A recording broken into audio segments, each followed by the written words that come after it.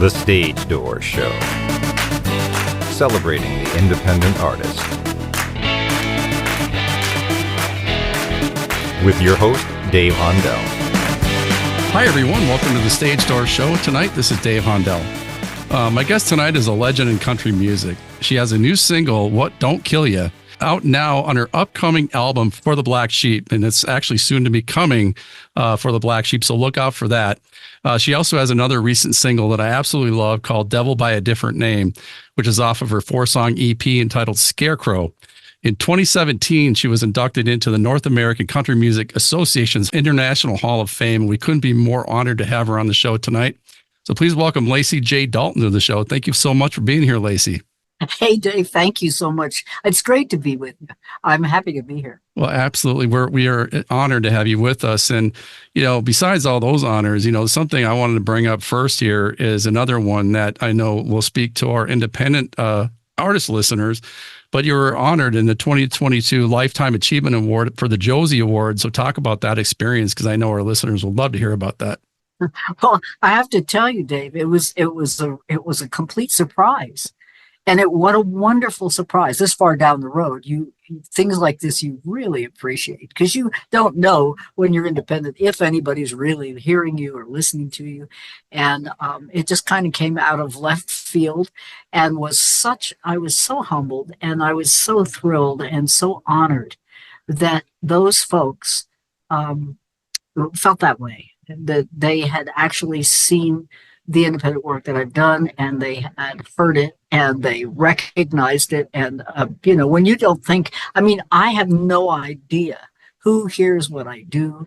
And so I didn't know that they even knew about me. So it came out of left field, and it was just such an honor. I mean, I really was thrilled. You know, I saw an interview with, well, it was actually, you were on American Bandstand, and I know afterwards Dick Clark came up to you and asked you some questions. And, you know, a lot of our listeners are maybe too young to know who Dick Clark is. But, you know, I think when I grew up watching, you know, American Bandstand and Solid Gold and, you know, all the TV shows out there, because there were only a few networks when you were growing up. And, you know, to see that clip really brought me back to a time that, you know, I feel, you know, it's changed a little bit now, obviously a lot now, but, you know, back then when, you know, music, you listen to on vinyl records, we had a record player at home, and we'd listen to, you know, your music and, I mean, Johnny Cash and, you know, all the great, the Bee Gees and everybody back in the 70s and 80s and 90s, you know, so, you know, talk about that experience being on that show, because I know that really was a show that kind of helped people break out into the music business. And when you're on American Bandstand, I mean, it really meant something to be on that show. So how was that experience being on with Dick Clark? The thing that I remember most was that Dick Clark was just the kindest, easiest person to be around. You know, as famous as he was, and as much as we all loved the show, and we all did, and everybody watched it, you would have expected that he might be a little bit busy or, you know, taken up with things. He was so personable and so kind and so respectful. It was really great to be with him. I always liked him. I just thought he was a really good human being. That matters to me more than anything. And I don't care how famous anybody is. I don't even care if it's someone who I am just knocked out by. If they're not a kind person and they are difficult and they won't let you talk to them, and they're just too aloof to even be, well, I just don't, at that point, I become not interested. I'm really interested in people with people who are open, people who are willing to open themselves to you, no matter who it is. Yeah.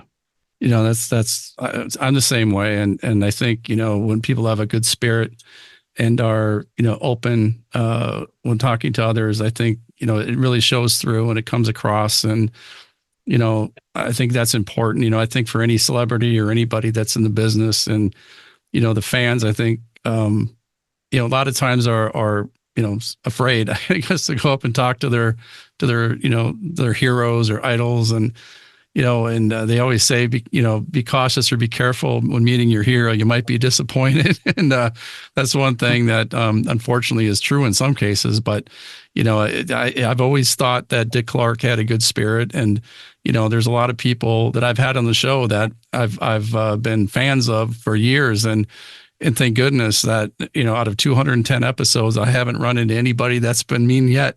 Everybody's been very down to earth and very nice to me. And so that's been a great experience. Okay, Dave, well, that ends here right now. I don't think so. I don't think you're capable. But no, it's been a pleasure to do this and talk to folks like you and people that have been in the business for so long. And speaking of that, sustaining your career for so long. And I know you've been an independent artist for many years, but that's for me, that's the most gratifying thing, to do things by yourself, because you're not having people to really answer to. And I know a lot of our listeners out there think the same thing, where, I know that it's a little more of a struggle to do things yourself, but at the same time with streaming and all the available tools for independent artists, I mean, it's got to be, so much better than it was back in the day when you started, to be able to have those avenues to put your music out and to have that ability to say, hey, I'm not ready for this yet. Let's wait on this a little bit. And you don't have that pressure, I guess, of putting something out that you're not ready to put out. Well, I have to laugh a little bit. You're talking to probably the world's greatest techno peasant. I really, my phone is a challenge to me. I don't know. Me too. I mean, I just didn't grow up with it. My kid is like on the cutting edge of the Google Glasses programming kind of technology. Yeah. And he did not get that gene from me. That was definitely from his father. Yes.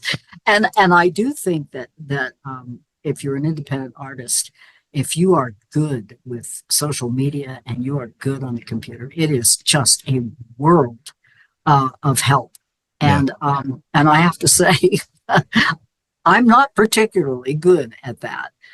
We have some help now. My manager's good at it, and Time Life. We decided to deal with Time Life for promotion and distribution, and they're really good at it. So thank God somebody is good at it. But you young artists out there, you people starting out with your independent career, I tell them, I tell them, don't worry about a record company right away. You write your songs, you make your songs do as good a job recording them as you can, and you sell those CDs or whatever sort of way you have of getting music to people, or downloads, or whatever you do at your shows. And I will never forget, John Prine was a very wise man. When he was starting out, he did not have a record company. And John Prine, of course, was an amazing and wonderful artist and writer. Right. And what he used to do, and I think this is a really smart thing for independent artists, young artists to do, particularly if you have a partner who you work with, or a manager, or someone in the band that can help you. He made he bent a postcard in half, a little just sort of folded piece of cardboard. And on that cardboard, it said, if you would like to hear my next project, please leave your email or your phone number. And he collected those after every show. And he collected eventually 100,000 of them. Wow. He never needed a record company again, because he already had 100,000 people, which in the record world is nothing, but in real life is quite something. Yeah. And he was able to record and say exactly what he wanted to say on his recordings, and play them exactly the way he wanted to play them. And he had the money to do so because he had 100,000 people who would put in orders for his projects before they were even finished. Wow. That's a very smart thing to do, and there's probably a digital way to do that. Yeah. I think we've actually used a digital way that you hold the phone up in the air or do something. It's beyond me, but the files out there will know exactly what it is. They may not have to go through putting up a little cardboard tent in the middle of the table, but it works for John Prine, and it will work for you if you're an independent artist and you are organized enough to do that. It's a very, very smart way to, and by the time that a record company becomes interested, when you have 2 or 3 or 400 of those people who are interested in your project, then you already know how to market yourself. You already know an awful lot about recording yourself. I mean, there are people who are going to be better. The industry has some of the most amazing, talented people I have ever seen who work in Nashville and in places where you record music on a major scale at a major record company. And that is a wonderful thing. And their promotion is truly wonderful. And it's wonderful to have all that. But they also have control. And they also can run hot and cold. 1 minute you're the hottest thing in show business, the next minute you are yesterday's news. And I really hate the fact that they'll bring in a young artist, and he's probably got to have $100,000 of his own money or his folks' money, and to even start having a career, a major career with a major record company. That major record company will put him in a bus that costs $150,000 or $200,000. He will buy equipment. He will pay a band. He will incur all kinds of debt. And then a project or two later, he's not really selling the way they want him to. They drop him like a hot potato. And he's got to go back to Bloomsburg, Pennsylvania, with an enormous debt and a broken heart. Yeah. To avoid that, tell your young artists, your independent artists, you don't need to do that anymore, not with the internet. What they need to do is promote themselves. And even if they've only ever had 50,000 people, if they only had 40,000 people after playing, 3 or 4 years of shows, even if they only had that many, when you think that those people will pay $20 a piece for a project or 10, think about how much money that is. It's a numbers game for sure. It is a numbers game, and you don't need to have anybody controlling. Now, if you want somebody, if you want the help, and there is wonderful help to be had. Yeah. I've had some of the most amazing producers who have been so helpful to me, so incredibly helpful. And a powerful producer can get your music into movies and into television shows. It can be an incredible advantage. Yeah. That's all. I don't put any of that down. That is a wonderful thing. And I got to experience that. And it was great. One thing you said caught me that, and one thing I do know about being in the music business for a short time myself is the fact that when people get signed by a record label, it doesn't have to be a major label, but even a mid-range label, and they give you money for music videos, a promotion, and like you said, a bus and those things. I don't think what artists understand is that advance money that they get, that's money they either have to make back and then some to be ahead, but they have to pay that money back if they don't achieve that kind of success where they make that kind of money and up and above that. And I've met several artists that owe thousands to their record company because they didn't achieve success like they thought they were going to. And now they're in debt, like you said. I think that's important to understand for the artist out there that it's not, I think people have, fame in their eyes or whatever their desires are.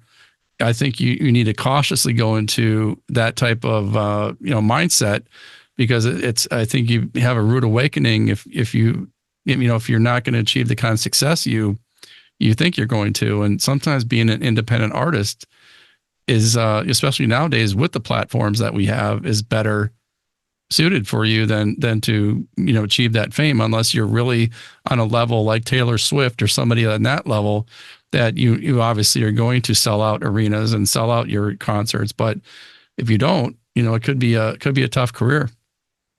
I think what's really sad is it's really heartbreaking for a lot of people because they feel because a big record company hasn't been able to market them properly, or they're not as great as they thought they were on a huge national, international level, doesn't mean that it's not important to a lot of people who love what you do.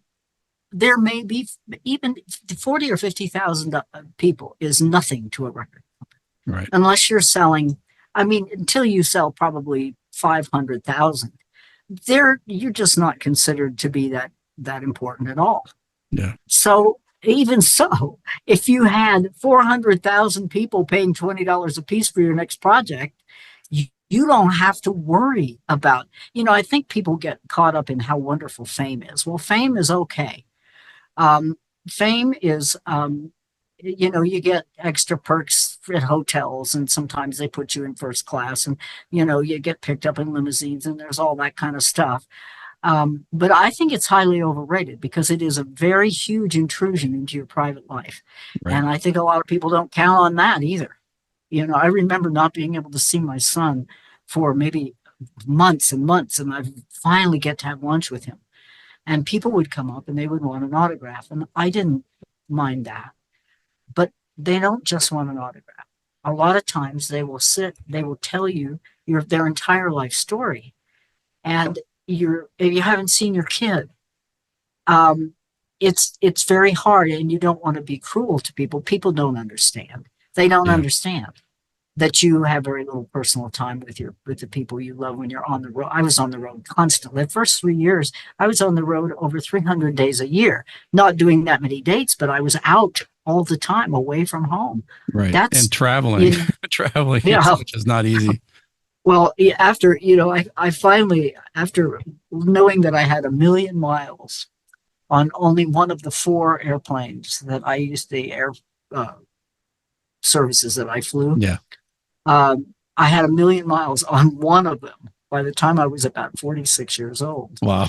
And believe me, I wrote a song called "Too Many Miles on Me, Baby," and somebody else on my mind. But it was, I really, travel is, everybody loves to travel, and that's great. And I'm glad. I actually like traveling in cars at the very best. Yeah. We do things like stop and see the world's biggest ball of twine. Hey, wait.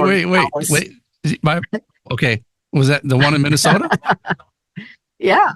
That my mom lives in that town, Darwin, Minnesota. Well, tell your mom that we were thrilled with the world's biggest ball of twine. And I actually climbed up. A friend of mine reminded me, I've forgotten all about it. Somewhere in the Midwest, there's a huge statue of the Green Giant. Yeah, that's in Minnesota. Yeah, Blue Earth, Minnesota. My friend reminded me, he said, "I'll never forget. You ran out of the car, ran through the field, and you ran right up and sat Green Giant. on his foot. And I didn't remember it at all. But that's the thing about traveling by car. We get to see, the Devil's Tower. We get to see Hell's Half Acre, which is very interesting. We get to see the Badlands. We get to South that Dakota, kind of traveling. And in a car, you can have everything you need. I have all this weird vitamins, protein drinks and stuff I need to prop myself up with these days. So that's it. You can't take all that on an airplane very comfortable. That's right. And so, I really do enjoy car travel still, but I do not enjoy flying at all. Yeah, I don't blame you on that. Please get me out of here. So let me ask you about Devil by a Different Name, because I love the song and I love the premise of the song. I think it's, I think sometimes it makes you look at yourself and how people, I think sometimes we all have to take a step back and take a look at our own selves and how we treat other people. And especially now, I mean, like you were saying, I think before we started recording about the temperature in the temperature in the world, especially United States, it's very high right now. But I talk about that song a little bit because I think it's a very powerful song and a very powerful message. And I think people just need to hear that message in that song. So talk about the writing of that, because I thought it was powerful. Devil by a Different Name came from just looking at how divisive we are in this country right now. I don't remember this ever being this way before. We've seemed to have forgotten how to build bridges across this enormous chasm that's happened to us politically. And the whole Black Sheep Project is asking us to look at what we're doing. Look at this. Call me left wing, call me right. We are split right down the middle in this fight, but divided we fall. That rule don't change. It's just the devil by a different name. And then I say, call me imam, call me priest. We are brothers separated by belief, but a loveless faith is a ball and chain. It's just the devil by a different name, boys, the devil by a different name. And the whole song is about that. And the whole Black Sheep record is not just me speaking out into the world and into the divisiveness that's in the world, but speaking into my own self, into my own spirit, and saying, you need to look at this. If you're having these feelings, and that, which is why the CD was delayed, or the project was delayed, because I wrote a song called Everybody Loves to Hate. And I'm not excluding myself from that, but it just seems like we've been on this planet for thousands of years and we have never learned to get along. Yeah. And the bridge of that song goes, up at Galactic Central, they're shaking their little green heads. After all that they've seen, if they don't intervene, these human things will wind up dead because everybody loves to fight. You know, the other bridge in the song says, you know, down at TikTok, Twitter, and the face bag, conspiracy and hate speech sell. We squander our time bragging online while the whole world goes to hell. We have forgotten how to speak with each other. We have forgotten how to communicate with each other.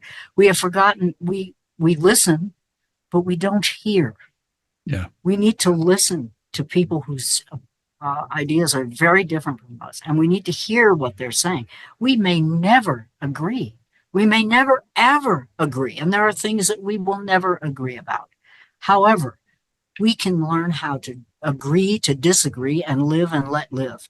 And that is one of this song is, the whole project is a message to us saying, you know, we need to wake up. This isn't good. What we have now isn't good. It isn't helpful. It's not healthy.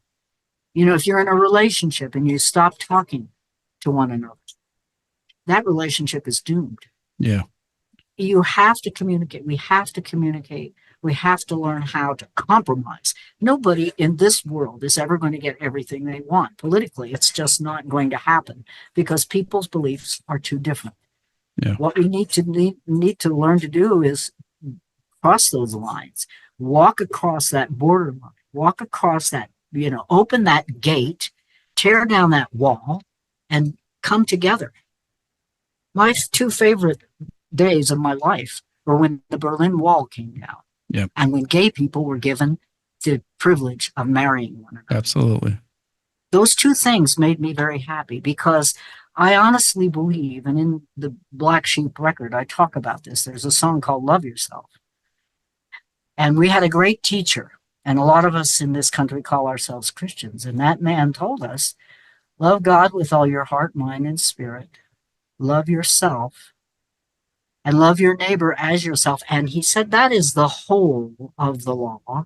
And all the other laws of life are based upon it. And by the way, that is what I came to teach. If we're not walking that talk and we're calling ourselves Christians, we need to take another look.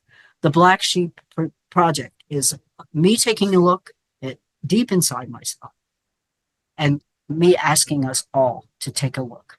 Take a look in there. Make sure that if you're not doing that, and believe me, I don't do it every day. It's not easy to do. But I do believe that that is the greatest truth I have ever heard. That's the greatest teaching I've ever heard. I mean, I've read all sorts of beliefs, and there are all sorts of wonderful things that people have said, but that's pretty specific. Yeah, I think... believe in something higher than yourself and love it. Yeah. We're taught to love. We're taught not to judge. How many of us can even come close to that ideal? Not very many of us. But I think it's a fear. I think it's a fear of what you don't know. And I often, I would commute from as we were talking before we recorded, I live in South Jersey, but I used to commute to Manhattan every day for work. And I always invited people that would, would talk to me about stuff like that, or would be afraid of something that they don't know. I said, look, if you took my train ride every day to Manhattan, with 8 different nationalities on that train and everybody of a different sexual orientation, and you would find that everybody gets along. Everybody was talking, drinking their coffee, and there was nobody afraid of anybody. And I said, take that commute for a week, and I think you would change your mind. That I think it's just a fear of what you don't know. And I think if people lose that fear, I think this would be a different world, I believe. I think you're absolutely right, and I think your analogy to riding on the train, we're all on this planet, and I believe there is one great spirit that is in all that is. Every single person is animated. Every animal, every plant is animated. What is it animated by? What animates that? Well, it's not just chaos, because if you plant a pine cone, you're going to get a pine tree. If you plant an acorn, you're going to get an oak tree. Yep. An intelligent microcosm, to me, implies an intelligent macrocosm. And there's so many factors that we don't take in with our hatred. And one of them that I think is very interesting right now, the petrochemicals in the air are causing a lot of free estrogens. Little girls are coming into their womanhood at 9, 10, 11 years old. What is that doing to little boys? No wonder there's some confusion. No wonder. Do we ever think of that? Do we ever look at that? No, we just hate. It's wrong. It's really wrong. Yeah. It's very important for us to try to not, if we're going to judge someone, to judge with righteous judgment, not to judge with hate. Yeah. That's why I waited for this record. I had to put Everybody Loves to Hate on this record. It's actually a tongue-in-cheek kind of a song. It's not, but the concept of it, Dave, is serious. We seem to want to do that more than we want to love. And that's going to cause us to be an extinct species if we don't get it together. And this is the time. Yeah. This is the time to do that. And that's why I'm speaking so clearly and openly, both on this record and in these interviews that I do. Yeah, and I appreciate that, and and I think more people need to do that. And I think part of the problem is, as much as we love social media and as much as it's a good thing for artists and people like myself to get my work out there, it's also a bad thing too. When I grew up, and I was born in the 60s and grew up in the 70s and 80s, and we didn't have cell phones, we didn't have anything other than face-to-face talking or on a rotary phone, that if I talked to a girlfriend, I had to take my phone and go outside and go into the detached garage and shut the door to have any privacy. That's how we communicated back then, but it was personal. And now people get behind their keyboards and they can be mean to one another, and they can do it behind, the safety of their keyboards. And then it creates all this hate, and, there's no more, face-to-face, talking and conversing. And when they do see each other, they're already so enraged from what they were saying on social media that it ends up in fighting and using guns. And it's just, I think social media can be, it's obviously bad and good, but I think it's getting progressively worse when people are talking about hateful things on social media. And I think it spills over when they do see each other face to face. And I think the respect that we used to have before all the social media is gone. And, I remember, I work with a lot of younger people, and they don't even, they'll never know what a rotary phone is or what, talking to people. Sometimes they'll be next to each other and they texting each other instead of talking face to face. So I think that social media has its place, but I also think that we need to put it down sometimes and actually converse with people and have that respect, even if you don't get along, or if you don't, I shouldn't say that, not get along, but they don't see eye to eye on certain things. I think it's important to have respectful conversations as opposed to screaming over social media. I think just about everybody who uses social media would probably say the same thing. I think we know better. I think we have higher angels, and I think that we need to be reminded of them. And the black sheep, and I need to be reminded every single day, 24/7. I myself need to be. That's why when I put this project out, it's not just putting it out into the world, it's putting it into my spirit as well. Walk this talk. You're going to talk about loving, and And I'm just like all the rest of us. There are things that I just hate. I hate the behaviors of some people. I hate the gun culture. I don't mind guns. My father was a trainer for the NRA and a sharpshooter. I don't hate guns, but what do you do with crazy people with guns? What do you do with a 6-year-old who has a gun? Yeah. These things are crazy. Pennsylvania is a big gun place, and I don't have a problem with guns, but I have a problem with assault weapons. We don't need to have those to kill a deer. And unless you are planning on having a war, which a lot of people are now, they want to have a war because after all, that's what makes us feel good. It's, I think my line in the song is that never fails to delight. But wars are a sad fact. Yeah. Wars are horrible, and fighting with guns is horrible. And Uvalde was a heartbreaking thing. And then they pass all these gun laws that anybody can carry a gun at all times, constantly, everywhere. And then wonder why we're having all these shootings. Somebody needs to be the grown-up in the room. And like I said, I do not have a problem with hunting. I don't have a problem with guns. My father was a guide on a hunting preserve, and he was an NRA instructor. I don't have a problem with guns, but I have a problem with guns that we don't need. Right. We are not, unless we really are planning on a civil war again, which a lot of people are. A lot of people are excited about that. They want to have a civil war. Well, why don't we learn to talk to each other instead? Yeah. Why don't we learn how to negotiate? Why don't we learn how to be diplomatic? It's time. World is not a child anymore. And what we are doing is pushing us to the edge of extinction. And if we don't think that's true, look around. Almost every species of edible fish has been fished nearly to extinction. Yep. Every coral reef in the ocean, practically, there are only a few that are still alive. That's where fish breed. Yep. They're cutting down the rainforest still from the 70s at a football field a second. All those wonderful trees and cures for diseases we don't even know what's down there.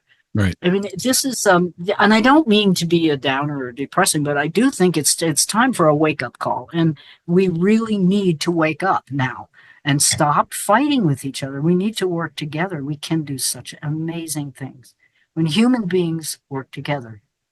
I think the art of conversation is dying, unfortunately. So, yeah, you're right. Though, if we have, we talk to each other and have respectful conversations, I think things would be a lot different. And I wanted to get into this real quick. I know before we go, your foundation where you work with, supporting, wild horses, Let 'Em Run Foundation. I think that's a great foundation. And I just wanted quickly for you to talk to our listeners about that, because that's something and how they can get involved with something like that. Well, we have a website, and it's called Let 'Em Run. It's LETEMRUN.org. And what we do basically is we do shows and projects to raise money. And we like to give money to the boots on the ground, the little mom and pop organizations that are really doing the bulk of the work. The big organizations, like Humane Association and ASPCA and some of the larger ones, have to spend a lot of their money legislating, trying to change laws. That's a very expensive proposition, a hard thing to do. The little mom and pop groups are the ones who get more horses rehomed and rehabilitated and, just down the road and where they can have a forever home. And we have horses are like rabbits. They reproduce so incredibly quickly. So even though in the best of all possible worlds, I wouldn't believe in birth control for myself, but you know what? It helped me. And I wouldn't believe in it for horses either. But this is not the best of all possible worlds. It's just the only world we have. And so I guess it is the best possible one that we know of. But we at Let 'Em Run, we feel that if we don't use compassionate birth control that's reversible after a few years, We won't have any of these horses left. We built our civilization on the bones of these animals. They deserve to be honored for that. They deserve to be preserved for that. And your kids and your grandkids should be able to go out west and see them, or wherever they are. Chincoteague Island, off the coast of Virginia. There are wild ponies and wild horses everywhere, and they need to be preserved. And we are not really doing a very good job of preserving them. There is a prevailing myth that horses are not native to this country. What isn't native to this country are white people and cows. Right. Yeah. So that's not an excuse for me. That's not a reason to eliminate white people and cows, and it's not a reason to eliminate wild horses. I had a picture of the modern day wild horse in my Wild Horse Museum in Virginia City, which we had for 8 years. There's a picture of the bones of a modern day horse in the Pleistocene mud, and you can see it at the Nevada Museum to this day. So the horses have been here. They probably died out in the great mammal die out, or they were eaten by native peoples to sustain them. But it's amazing because the Lakota people, their oral traditions say, we have always had the horse. We have always had the horse. And their word for horse, they called their horses a completely different name than the Spanish Mustangs and the Spanish horses. Two different names. So whatever it was that the cavalry shot, hundreds and hundreds of them to stop the Indian Wars, whatever those horses were, the Lakota say they have always had them. And we have to have some respect for these native traditions, these oral traditions. We've learned so much from them. But we're committed to helping. We're committed to helping the mom and pop groups that don't have a lot of time to raise a lot of money. So that's what we do at Let 'Em Run. And if anybody's interested, we love to go places and do shows and raise money for the horses. We're doing one very soon. July the 27th, we're at the Red Dog Saloon up in Virginia City, the old town of Virginia City, Nevada, which is very near where I live. And we're going to be doing a big event for the wild horses on that day. They can donate on the website too. Yeah.